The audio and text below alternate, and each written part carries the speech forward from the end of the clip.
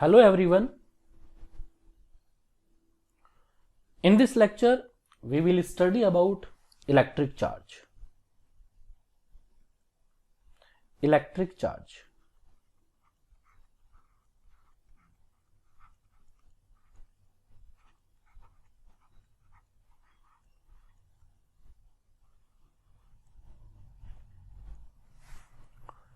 So students, when we comb our hair on a dry day and bring the comb close to teeny pieces of paper, then we note that they are attracted by the comb. जब हम comb करते हैं और comb को हमारे हाथ के जो हेयर होते हैं उनके पास लेके जाते हैं तो हेयर क्या होते हैं, कॉम्ब से अट्रैक्ट होते हैं. टीनी पीसेस ऑफ पेपर की अगर हम बात करें तो उन पेपर के पीसेस के पास जब हम कॉम्ब को लेके जाते हैं तो वो क्या होते हैं, अट्रैक्ट होते हैं. ठीक है. या हम देखें कि ए rub off if we rub a glass rod with a cloth और with a piece of fur, then वही अट्रैक्शन और रिपल्सन हमें देखने को मिलता है. तो ये जो अट्रैक्शन और रिपल्सन है, व्हाई डज दिस हैपन्स, ये क्यों होता है, क्या कारण है इसका, कौन से प्रॉपर्टी इसके पीछे है? The answer to all these questions come from a branch of physics known as electromagnetism. And in this branch of physics we will study of the electric and magnetic interactions. Okay, and these interactions involve the particles. जो electric और magnetic interactions हैं, ये interaction जो हैं, इन interactions को involve करने वाला जो है वो है पार्टिकल्स. मींस पार्टिकल में कहीं ना कहीं ऐसी कोई प्रॉपर्टी है, right? So the intrinsic property of the particle जो होती है वो होती है आपकी electric charge. Intrinsic property of the material और particle. Okay, by virtue we can see और experience the electrical and magnetic effect. वो इंट्रिंसिक प्रॉपर्टी जिसकी वजह से हमें इलेक्ट्रिक और मैग्नेटिक इफेक्ट देखने को मिलता है.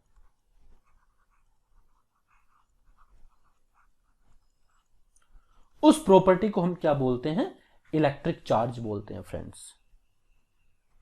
सो the charge of the material is the property due to which it produce and experience an electric and magnetic effect. तो चार्ज क्या है, किसी एक मटेरियल की इंट्रिंसिक प्रॉपर्टी है जिसकी वजह से हम क्या देख पाते हैं, इलेक्ट्रिक और मैग्नेटिक इफेक्ट्स देख पाते हैं. That is called electric charge. Okay friends, and electric charge का जो डिस्कवर हुआ है, ठीक है, only 2 type of charges have been discovered and these are positive and negative.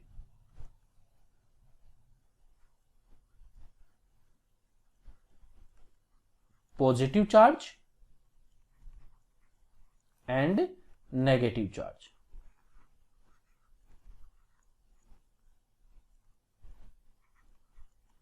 ये दो हमें क्या मिले हैं, डिस्कवरी में मिले हैं, positive charge and negative charge. And proton has positive charge and an electron has a negative charge. जो प्रोटॉन होता है हमारा वो पॉजिटिव चार्ज होता है, एंड जो इलेक्ट्रॉन होता है वो क्या होता है, आपका नेगेटिव चार्ज होता है. Okay, and SI unit of the charge is coulomb. SI जो यूनिट है वो क्या होती है इसकी, कूलम्ब. ठीक है, and its value is equivalent to charge of the electron, and that is equals to 1.6 into 10 raised to power minus 19 coulomb. 1.6 into 10 raised to power minus 19 coulomb. Okay dear students, तो electric charge क्या हुआ? Electric charge की वजह से हमें क्या देखने को मिलेगा? इलेक्ट्रिक एंड मैग्नेटिक इफेक्ट्स देखने को मिलेंगे। ठीक है, किसमें? मटेरियल में। ये क्या होता है? This is the intrinsic property of the material और पार्टिकल। ठीक है, there are two type of charges, positive charge and negative charge. Positive charge आपका प्रोटॉन है, नेगेटिव चार्ज आपका इलेक्ट्रॉन है। And the SI unit of the electric charge is coulomb, and इसका जो value होगा that will be equivalent to 1.6 into 10⁻⁹ coulomb. Okay, now properties of charge.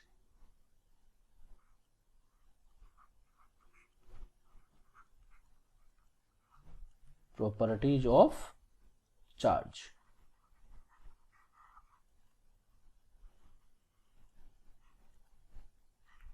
Properties of charge. तो जो first property है friends, वो है इसका, charge is a scalar quantity. Charge जो होता है वो स्केलर क्वांटिटी होता है।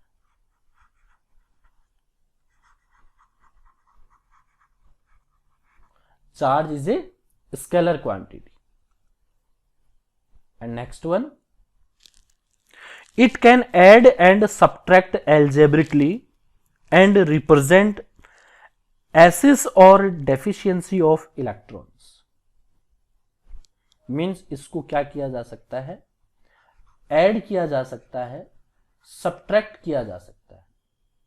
और जब हम चार्ज के बारे में बात करेंगे तो चार्ज के बारे में हम कहेंगे कि एक पर्टिकुलर जो बॉडी है उसमें एक्सेस ऑफ इलेक्ट्रॉन्स हैं, और एक जो पर्टिकुलर ऑब्जेक्ट और बॉडी है उसमें डेफिशिएंसी ऑफ इलेक्ट्रॉन्स है। ओके, मींस हम क्या कहेंगे कि इलेक्ट्रॉन्स ट्रांसफरेबल होते हैं। जो चार्ज होता है वो इन the form of electron transferable होता है। पॉजिटिव जो चार्ज है वो ट्रांसफरेबल नहीं होते। ऐसा क्यों? तो सिंपल लॉजिकली अगर हम बात करें तो कोई भी जो एटम है उस एटम के न्यूक्लियाई में क्या है? आपका पॉजिटिव चार्ज है, और आउटर क्या है? उसका नेगेटिव चार्ज है। Then the binding energy of positive charge is very large compare to negative charge. क्यों? Because the mass of the positive charge, and positive is, positive कौन है आपका? पॉजिटिव है आपका प्रोटॉन, नेगेटिव कौन है आपका? Electron, right? तो जो मास ऑफ द पॉजिटिव चार्ज है वो मास ऑफ द नेगेटिव चार्ज से अप्रोक्सीमेट इतने टाइम्स ज्यादा होता है मास ऑफ द इलेक्ट्रॉन। तो मास अगर इतना ज्यादा है तो इस मास को सिंपल हम कहें कि तोड़ने के लिए, या इस मास की जो इक्विवेलेंट एनर्जी है वो भी इतनी ज्यादा होगी। यानी energy, equivalent energy of this mass for positive, that is approximately equals to energy for negative। जब इतनी ज्यादा एनर्जी है तो नेगेटिव को तोड़ने के लिए सपोज 1 जूल एनर्जी की रिक्वायरमेंट है यहां से, तो पॉजिटिव को तोड़ने के लिए कितने जूल की एनर्जी की जरूरत पड़ेगी? हमें 1837 जूल की जरूरत पड़ेगी, राइट? तो इजीली क्या ट्रांसफर हो जाता है आपका? इलेक्ट्रॉन ट्रांसफर हो जाता है, राइट? तो जो सेकंड प्रॉपर्टी है वो है हमारी, the charge can add and subtract algebraically and represent excess और डेफिशिएंसी ऑफ इलेक्ट्रॉन्स, राइट? और जो नेक्स्ट हमने बात की है कि चार्ज इज ट्रांसफरेबल। चार्ज क्या आपका? ट्रांसफरेबल है।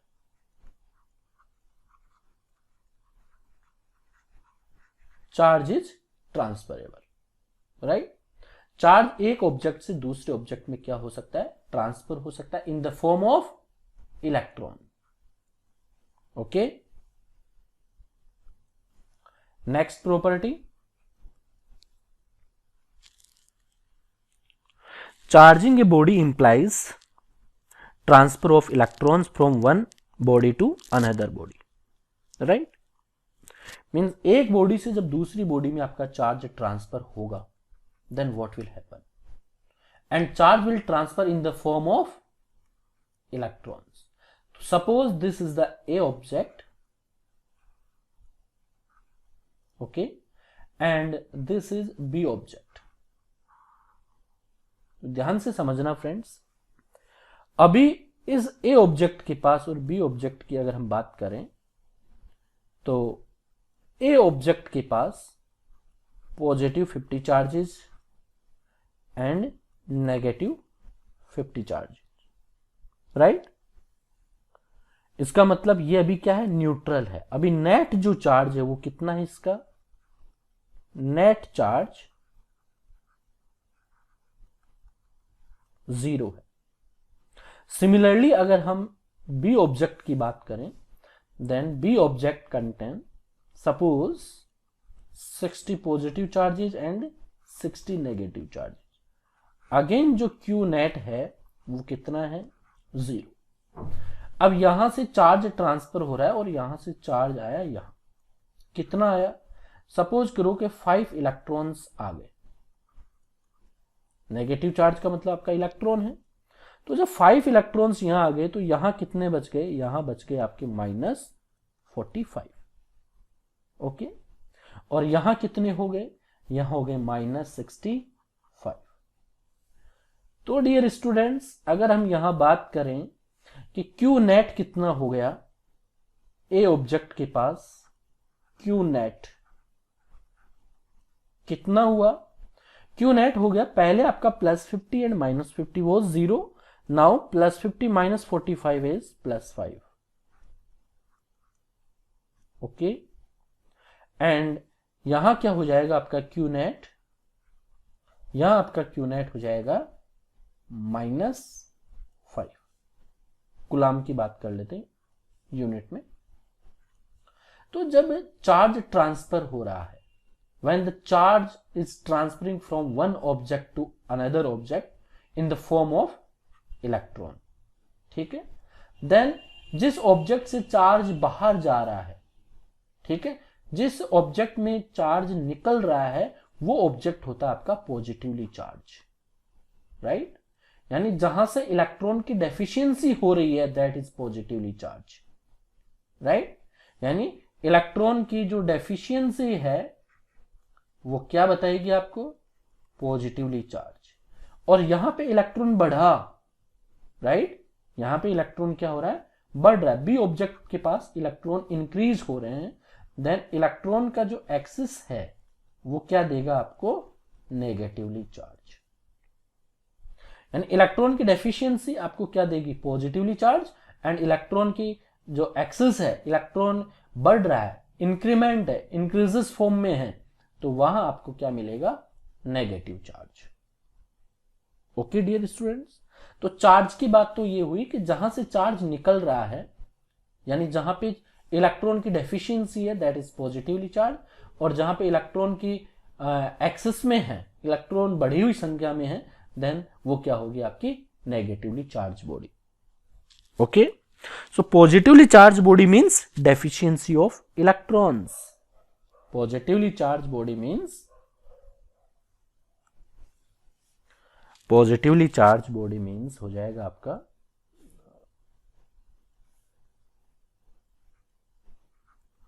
पॉजिटिवली चार्ज बॉडी, ये हो जाएगा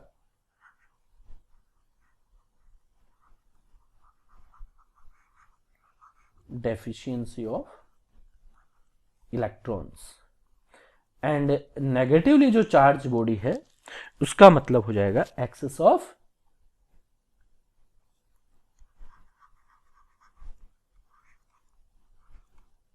इलेक्ट्रॉन्स, राइट। अब एक बात ध्यान देनी है, जब डेफिशिएंसी हुई मतलब इलेक्ट्रॉन कम हुए, इसका मतलब जो आपका ऑब्जेक्ट है उसका कुछ मास जो है, ये आपका ए ऑब्जेक्ट है और ये आपका बी ऑब्जेक्ट है। When electron is transferring from A object to B object, यहां पे आपके इलेक्ट्रॉन आए तो यहां पे आपकी क्या डेफिशिएंसी है, इसका मतलब मास क्या हुआ है, मास डिक्रीज हुआ है, ठीक है। और यहां पे इलेक्ट्रॉन इंक्रीज हुए हैं, मतलब यहां का जो मास है वो क्या हुआ है, इंक्रीज हुआ है। ए जो ऑब्जेक्ट है यहां का मास क्या हुआ है, डिक्रीज हुआ है, और बी ऑब्जेक्ट है वहां का मास क्या हुआ, इंक्रीज हुआ है। इट मींस जो पॉजिटिवली चार्ज बॉडी है उसका मास डिक्रीज होता है और जो नेगेटिवली चार्ज बॉडी उसका मास इंक्रीज हुआ है as compare to neutral object और न्यूट्रल बॉडी, राइट। जब वो न्यूट्रल था उसके कंपेयर में अगर हम बात करें तो deficiency of electron means lack of the electrons, right. तो वो क्या होगी आपकी positively body, positively charge body, और पॉजिटिवली चार्ज बॉडी का जो है मास क्या हो जाता है, डिक्रीज हो जाता है, और negatively charge body means excess of electrons means mass क्या हो जाएगा वहां पे, इंक्रीज हो जाएगा। क्योंकि चार्ज क्या हो रहा है, जो इलेक्ट्रॉन्स है वो यहां से यहां उठ के आ रहे हैं, तो इलेक्ट्रॉन्स यहां इंक्रीज हो गए तो मास इंक्रीज होगा ना, क्योंकि मास ऑफ द जो इलेक्ट्रॉन है दैट इज कितना होता है 9.1 into 10⁻⁻31 kg. Okay, so positively charged body means deficiency of electrons and negatively charged body means excess of electrons. Means mass of the negatively charged body is greater than mass of positively charged body. Mass of, यहां से देखिए deficiency हुई है तो मास decrease हुआ है, और अगर एक्सेस में है तो मास क्या हुआ है, इंक्रीज हुआ है। तो mass of negatively charge body is greater than to mass of positively charge body. Okay, mass of negatively charge body is greater than to mass of positively charge body. Okay friends, now next one is, जो next property आपका वो है charge is conserve.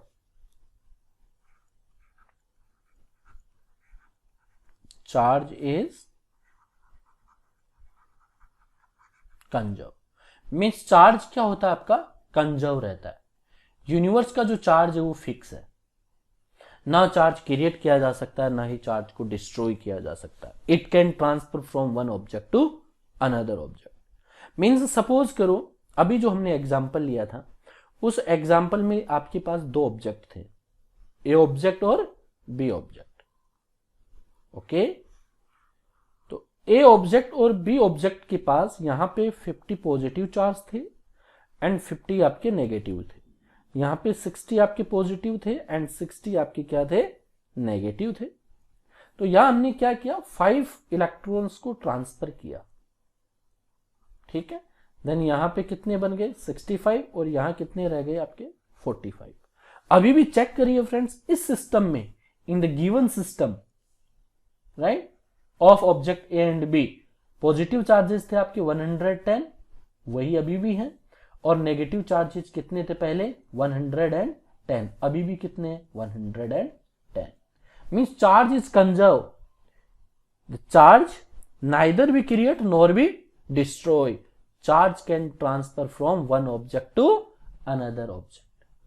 Okay, charge को transfer किया जा सकता है एक ऑब्जेक्ट से दूसरे object in the form of electron, ठीक है। चार्ज ट्रांसफर कौन सा होगा, केवल इलेक्ट्रॉन। कोई पूछे कि प्रोटॉन भी हो, यस प्रोटॉन भी हो सकता है, बट उसको ट्रांसफर करने के लिए बहुत हाई एनर्जी की रिक्वायरमेंट है। जहां आपको इलेक्ट्रॉन को ट्रांसफर करने के लिए 1 जूल एनर्जी की रिक्वायरमेंट है, वहीं प्रोटॉन को ट्रांसफर करने के लिए आपको इतनी एनर्जी की जरूरत पड़ेगी। अब जब हम इतनी एनर्जी, इतना अमाउंट ऑफ एनर्जी प्रोवाइड करेंगे, उससे पहले इलेक्ट्रॉन्स ट्रांसफर हो चुके होंगे, ठीक है। इसलिए हम कहते हैं कि electron can transfer only from one object to another object. Okay, number 5 students, property number 5 आपका charge is quantized. Charge is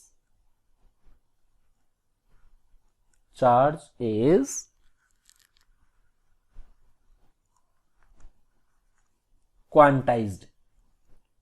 इसका मीनिंग क्या है, क्वांटाइज्ड का मीनिंग क्या है फ्रेंड्स, सी आपके पास एक क्लास है फ्रेंड्स, ये आपकी क्लास है, ठीक है, ये क्लासरूम है। इस क्लास में एक स्टूडेंट आ रहा है, ठीक है, फिर थोड़ी देर बाद दूसरा स्टूडेंट आ रहा है, फिर तीसरा आ रहा है, और टोटल मिला के 40 स्टूडेंट हो गए। नेक्स्ट डे कुछ एब्सेंट होके कितने हो गए, 37 स्टूडेंट हो जाते हैं। उसके नेक्स्ट डे अगेन कितने हो जाते हैं आपके, 40 स्टूडेंट्स हो जाते हैं। अगेन नेक्स्ट डे 38 हो जाते हैं। क्या कभी 38.5 हुआ है? नहीं ना। सिमिलरली जो चार्ज की बात है वही चार्ज इज क्वांटाइज्ड, चार्ज आपका क्वांटाइज्ड है। The quantum of charge is E and the charge on the body will be some integral multiple of E. Okay, means charge आधा नहीं होगा, चार्ज इंटीग्रल फॉर्म में होगा, and the total charge of an object will be equals to plus minus NE. Q equals to plus minus NE, where N will be equals to 1, 2, 3 चलता रहेगा। Okay, so Q equals to plus minus NE, where E is 1.6 into 10 raised to power minus 19. So अगर किसी भी object का हमें total charge चाहिए, then that will be equals to plus minus NE.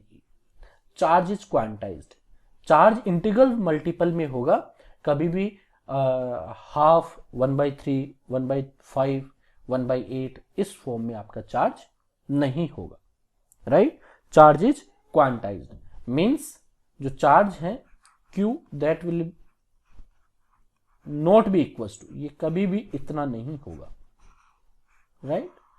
Always charge will B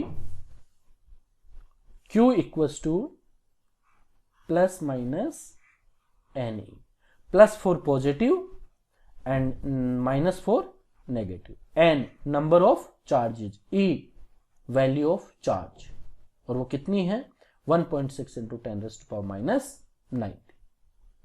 Okay, and apart from the charge, and dear students, apart from the charge, energy, angular momentum and mass are also quantized. Okay, the quantum of energy is h nu, quantum of energy is h nu, and that of angular momentum is h cut upon 2 pi, ठीक है, but quantum of mass is not known. Okay, next property, and the next property is like point charges repel to each other and unlike charge attract to each other. Means अगर आपके पास दो positive charges होंगे then वो क्या करेंगे, repel करेंगे, and अगर आपके पास पॉजिटिव नेगेटिव चार्जेज होंगे then they will attract. Means like charge particles repel to each other and unlike charge particle attract to each other. जो आपके पास सेम चार्जेज होंगे वो रिपेल करने की प्रॉपर्टी रखते हैं, और जो अपोजिट चार्जेज हैं, पॉजिटिव एंड नेगेटिव चार्जेज होंगे, वो अट्रैक्ट करने की प्रॉपर्टी रखते हैं। Next, charge. हम जो चार्ज की बात कर रहे हैं फ्रेंड्स, तो सपोज करो इलेक्ट्रॉन का चार्ज है, प्रोटॉन का चार्ज है, तो सारे के सारे जो भी चार्ज पार्टिकल्स है वो मास रखते हैं। तो नेक्स्ट प्रॉपर्टी है कि charge is always associate with mass but not necessary mass is associate with charge. Means अगर आपके पास चार्ज है तो उस चार्ज पार्टिकल का पक्का क्या होगा, मास होगा। बट अगर आपके पास कोई ऑब्जेक्ट है जिसका मास हो तो उसका कोई चार्ज हो, नेट चार्ज, जरूरी नहीं है, राइट। चार्ज है, कोई भी ऑब्जेक्ट अगर आपका चार्ज है इसका मतलब उसके पास मास है। लेकिन अगर कोई भी आपके पास ऑब्जेक्ट और उसके पास मास हो तो जरूरी नहीं है कि उसके पास नेट चार्ज भी हो। Okay, and next one is charge is relativistic invariant, right friends. Means relatively अगर देखा जाए, स्पेशल थ्योरी ऑफ रिलेटिविटी में मैं आपको बताऊंगा।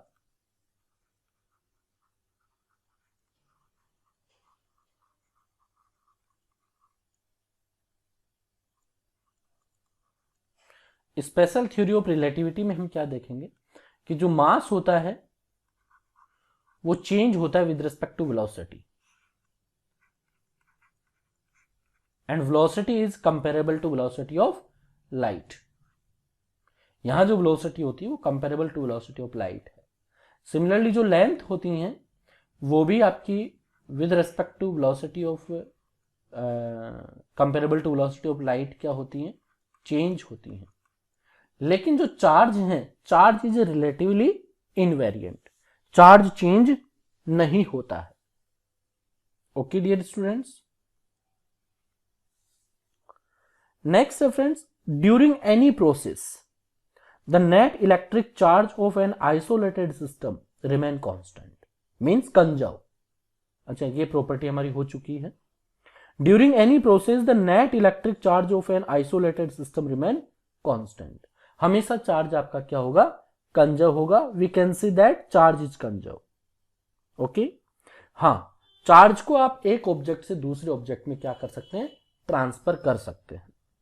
Okay, and last point, very very important, A charge particle at rest produce electric field.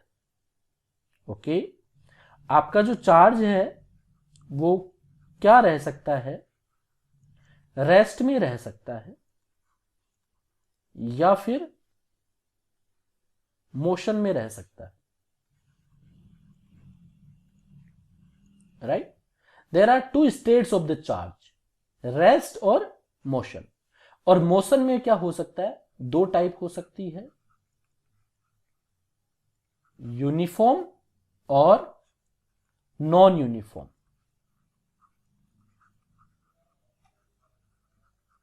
Uniform और non uniform. Okay, तो जब आपका चार्ज रेस्ट फॉर्म में होगा देन हम क्या स्टडी करेंगे, इलेक्ट्रिक फील्ड की स्टडी करेंगे।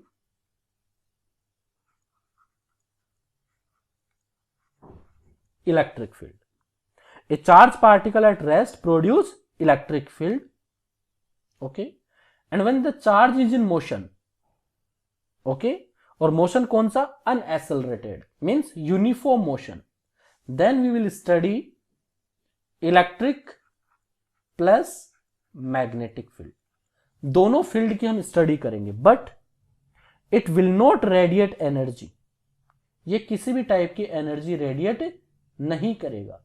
But when the charge is in motion with non uniform, right, velocity or acceleration, with acceleration, then it will produce electric and magnetic field as well as it will radiate energy। यहां पे क्या करेगा, ये energy radiate करेगा, ठीक है, और उसे हम बोलेंगे electromagnetic waves, EM waves, right. तो चार्ज दो स्टेट में होगा, charge will exist in two states. First state होगी आपकी रेस्ट, और रेस्ट में हम स्टडी करेंगे इलेक्ट्रिक फील्ड की। नेक्स्ट होगी आपकी मोशन, मोशन क्या हो सकती है, यूनिफॉर्म और नॉन यूनिफॉर्म। यूनिफॉर्म में क्या होगा, इलेक्ट्रिक फील्ड और मैग्नेटिक फील्ड प्रोड्यूस होंगे, और जब नॉन यूनिफॉर्म मोशन होंगी तो वहां पे इलेक्ट्रिक और मैग्नेटिक फील्ड तो होंगे ही होंगे, वहां पे एनर्जी भी रेडिएट होगी, वहां पे एनर्जी भी रेडिएट होगी। तो फ्रेंड्स, ये था आपका electric charge, right, electric charge की प्रॉपर्टीज। अब हम स्टडी करेंगे, एक दो एग्जांपल देखते हैं यहां पे, ठीक है। तो एग्जांपल लेते हैं, एग्जांपल है हाउ मेनी इलेक्ट्रॉन्स, कोई भी ले लेते हैं, how many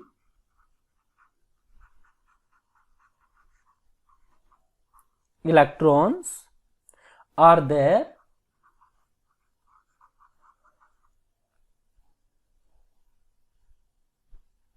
in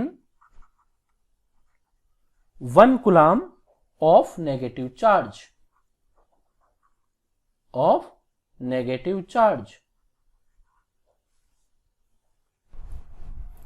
So friends, how many electrons are there in 1 coulomb of negative charge? Means we have an object, okay, and the total charge of the object is 1 coulomb. 1 coulomb of negative charge means total charge is -1 coulomb, and we have to find out how many electrons. तो electron is already negatively charge, okay, electron आपका क्या है, already negatively charge है.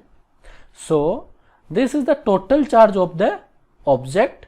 सो Q that is equals to plus minus N. Q is minus 1C that is equals to minus. Why we are taking minus? Because how many electrons, and electrons के लिए क्या होगा, negative N into E.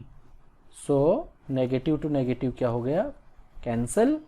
So 1 coulomb equals to N into E, और E हो जाएगा आपका 1.6 into 10 to power minus 19 coulomb.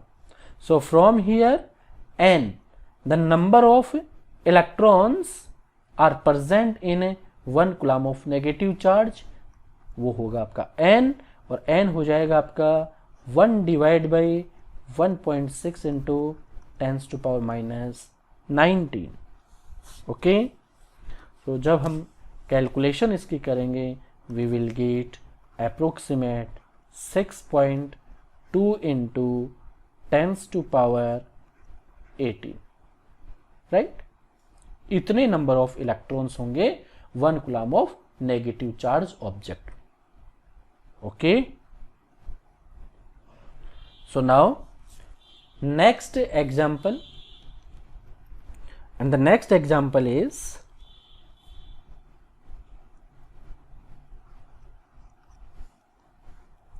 how much positive and negative charge, how much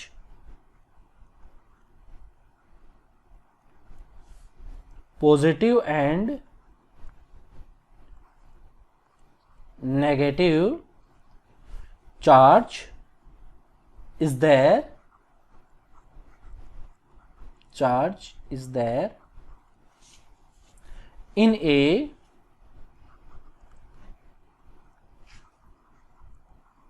cup of water of 100 ग्राम. क्या friends, कि आपके पास एक कप ऑफ वाटर है जिसका जो क्वांटिटी है वो कितना है, 100 ग्राम है. तो उसमें पॉजिटिव और नेगेटिव चार्जेस कितने हैं. तो अभी तो हमें यही नहीं पता कि उस कप ऑफ वाटर का टोटल चार्ज कितना है, राइट.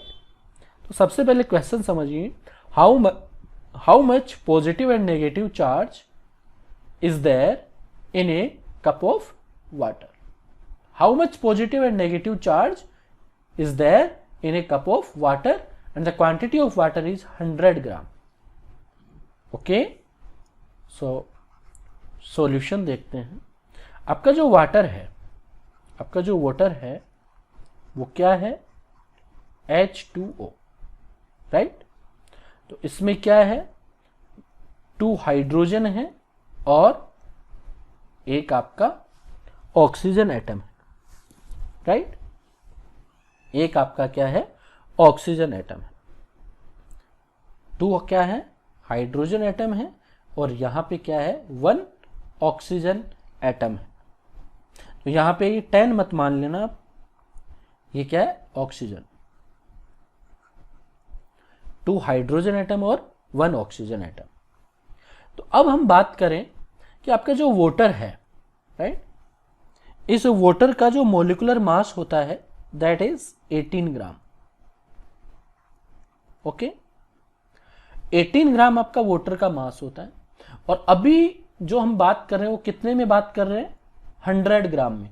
तो 100 ग्राम में कितने नंबर ऑफ मॉलिक्यूल्स होंगे, सबसे पहले हम वो चेक करें, राइट, कितने मॉलिक्यूल्स होंगे।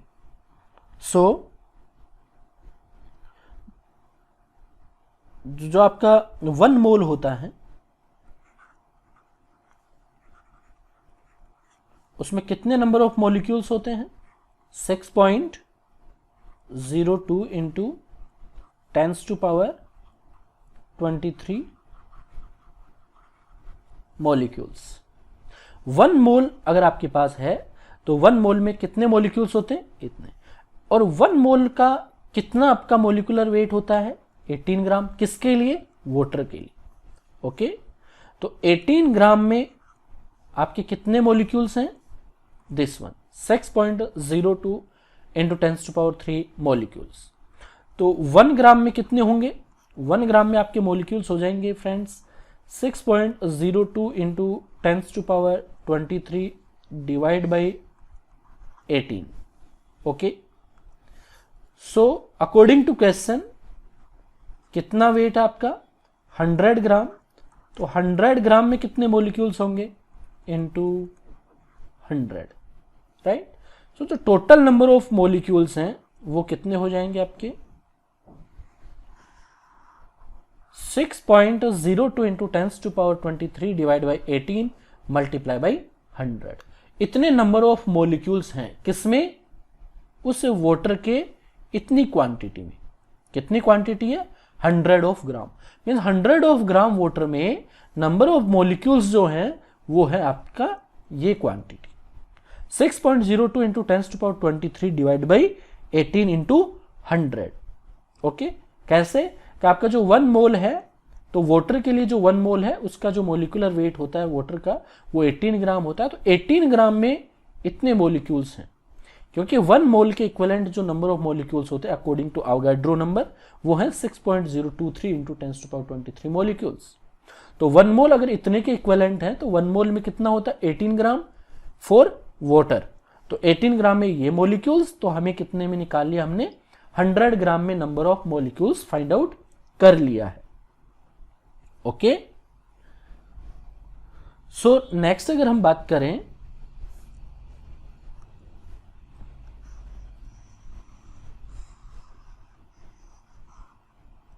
तो नेक्स्ट हम बात करते हैं each molecule of water contain कितना, 2 हाइड्रोजन एंड 1 ऑक्सीजन एटम। यानी एक अगर आपका मॉलिक्यूल है तो एक मॉलिक्यूल के पास 2 तो हाइड्रोजन है और एक क्या है आपके पास, ऑक्सीजन है। 2 hydrogen and 1 oxygen. Okay, means क्या कहेंगे हम, हाइड्रोजन के पास क्या है, 1 प्रोटॉन एंड 1 न्यूट्रॉन। ये आपके पास हाइड्रोजन एटम होता है। तो हाइड्रोजन के पास क्या होता है, इलेक्ट्रॉन प्लस प्रोटॉन, राइट। और अगर आप ऑक्सीजन की बात करेंगे तो ऑक्सीजन के पास क्या होता है, बताइए, ऑक्सीजन के पास क्या होता है, 8 इलेक्ट्रॉन एंड 8 प्रोटॉन, राइट। तो अगर 2 हाइड्रोजन की हम बात करते हैं तो 2 हाइड्रोजन के पास क्या होंगे, 2 electron and 2 proton, right. It means total जो नेगेटिव चार्ज हैं या टोटल जो इलेक्ट्रॉन्स हैं वो कितने हैं, 10। और टोटल जो पॉजिटिव चार्जेज हैं वो भी कितने हो जाएंगे आपके, 10। मीन्स एक जो मॉलिक्यूल है आपका, ठीक है, 1 जो मॉलिक्यूल है उसमें 10 पॉजिटिव चार्ज हैं और 10 ही आपके नेगेटिव चार्जेस हैं, राइट। तो टोटल नंबर ऑफ या total charge of negative charges Q equals to plus minus N. तो यहां पे जो नंबर है 10 पॉजिटिव है 10 नेगेटिव है, तो प्लस माइनस तो चलने देते हैं, पॉजिटिव की जो मैग्नीट्यूड होगा वो इक्वल नंबर में होगा, राइट। तो Q equals to N, N कितना हो जाएगा, इतने नंबर ऑफ मॉलिक्यूल्स हैं ये वाले। तो ये हो गए आपके 6.02 into 10⁻23 divide by 18 into 100. These molecules are present in the water. And one molecule has 10 positive and 10 negative. तो अगर हम पॉजिटिव की बात करें तो पॉजिटिव के लिए क्या हो जाएगा, मल्टीप्लाई बाई 10. और एक जो आपके पास चार्ज है उसकी वैल्यू कितनी है, 1.6 into 10 to power minus 19. Okay, when we will solve to this one, then we will get approximately जो आपका चार्ज होगा वो 10 to power 7 coulomb. Exact value तो आप निकाल लेना इसको कैलकुलेट करके, लेकिन अप्रोक्सीमेट जो वैल्यू होगी वो होगी 10 टू पावर 7 कूलम. ये पॉजिटिव चार्ज है. इतना ही क्या हो जाएगा, नेगेटिव, क्योंकि यहां पे 10 क्या है, नेगेटिव चार्जेस. नेगेटिव चार्जेस भी कितने हैं, वन मॉलिक्यूल में 10 नेगेटिव हैं. तो यहां से वही मल्टीप्लीकेशन, वही कैलकुलेशन होगी और आपको पॉजिटिव और नेगेटिव जो चार्जेस हैं इक्वल इन मैग्नीट्यूड मिल जाएंगे. Okay, now next example. Now the next example is if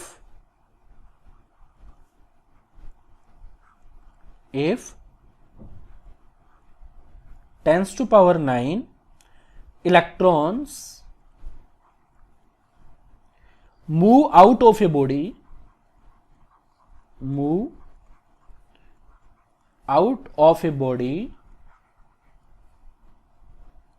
to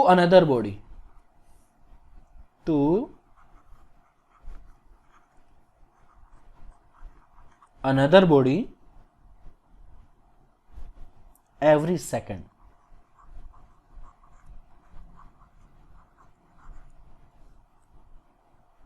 Then how much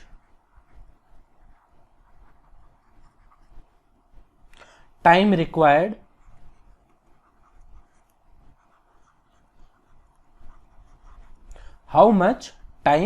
required to get a total charge of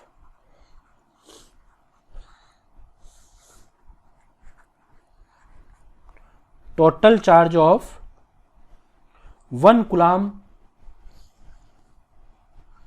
on the other body.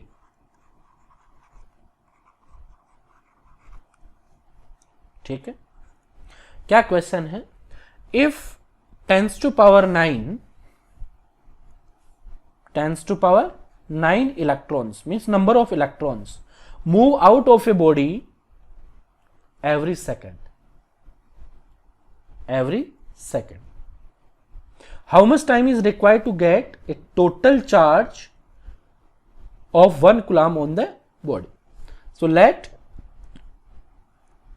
we have a object A and the another object is B, और यहां से यहां पे आपका charge transfer हो रहा है. ठीक है, तो कितने चार्ज ट्रांसफर हो रहे हैं, n is equal to 10 to power 9 electron transfer हो रहे हैं. कितने टाइम में, 1 सेकेंड में. और after the time t the total charge of B object equal to 1 coulomb. Right, clear. तो ये जो टाइम t है वो हमें कैलकुलेट करना है. We have to find out the time t in which the object B get 1 coulomb of charge if the charge is transferring 10 to power 9 electrons per second. Okay students, तो हम क्या कहेंगे कि टोटल कितना charge यहां पे आया. Suppose total कितना चार्ज मतलब कितने नंबर ऑफ इलेक्ट्रॉन्स यहां आए, और 1 सेकंड में इतने इलेक्ट्रॉन, तो वो कितने सेकंड में आएंगे वो हम कैलकुलेट कर सकते हैं. ठीक है, तो total charge Q that is equals to NE. so Q कितना है, 1 कूलम इक्वल्स टू N क्या है, N इलेक्ट्रॉन 1.6 जो चार्ज है 10 to power minus 19. ओके, सो जो N आ गया वो आ जाएगा आपके पास 6.25 into 10 to power I think approximately 10 to power 18. ये नंबर है आपके पास, जो इलेक्ट्रॉन्स का नंबर है जो ट्रांसफर होगा वो इतना अमाउंट ट्रांसफर हो जाएगा, राइट। तो ऑन द अदर हैंड आपका जो 1 सेकंड में ट्रांसफर हो रहा है वो 10⁹ है, यानी 10⁹ इलेक्ट्रॉन कितना टाइम लेते हैं, 1 सेकंड। तो 1 इलेक्ट्रॉन कितना टाइम लेगा, 1/10⁹। तो ये जो अमाउंट है इसके लिए कितना टाइम लग जाएगा, t = 1/10⁹ इंटू 6.25 इंटू 10⁻18। ओके, ये आपके पास क्या हो जाएगा, टाइम हो जाएगा, राइट। तो हमने क्या किया है, जैसे क्वेश्चन ने कहा वैसा ही हमने काम किया। ए ऑब्जेक्ट लिया, बी ऑब्जेक्ट लिया, ए से बी ऑब्जेक्ट पे चार्ज ट्रांसफर हो रहा है, और कितना चार्ज ट्रांसफर हो रहा है, 10⁹ इलेक्ट्रॉन ट्रांसफर हो रहे हैं 1 सेकंड में। टोटल इस पे चार्ज कितना आ गया, 1 कूलम। तो ये जब 1 कूलम चार्ज आया तो कितने इलेक्ट्रॉन आए ये हमने चेक किया। तो Q = Ne, तो N = 6.25 इंटू 10⁻18। इतने नंबर ऑफ इलेक्ट्रॉन्स क्या हो गए, ट्रांसफर हो गए। इतने नंबर ऑफ इलेक्ट्रॉन्स जब ट्रांसफर हुए तो according to question we know that 10⁹ electrons क्या करते हैं, 1 सेकंड का टाइम लेते हैं। तो एक इलेक्ट्रॉन कितना टाइम लेगा, 1/10⁹।